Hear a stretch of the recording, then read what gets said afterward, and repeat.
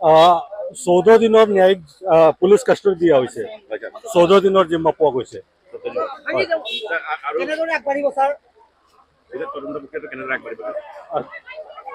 আমি এতিয়া 14 দিনৰ কাষ্টডি পাইছোঁ। এই কাষ্টডি পিৰিয়ডত তেওঁলোকক সোধপোছ কৰা হ'ব।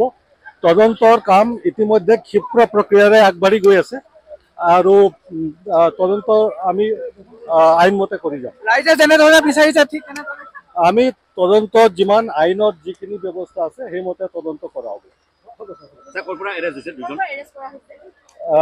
এজনক শ্যামকানু মহন্তক ছিংগাপুৰৰ পৰা দিল্লীলৈ আহি থাকোঁতে দিল্লী এয়াৰপৰ্টত আমি যিহেতু লুক আউট চাৰ্কুলাৰ ইছ্যু কৰি ৰাখিছিলোঁ, লুক আউট চাৰ্কুলাৰ জৰিয়তে তেওঁক দিল্লীৰ এয়াৰপৰ্টত ইমিগ্ৰেশ্যন ব্যুৰ অফ ইমিগ্ৰেশ্যনে তেওঁলোকক ডিটেইন কৰিলে আৰু আমাক হেণ্ড অভাৰ কৰিছে।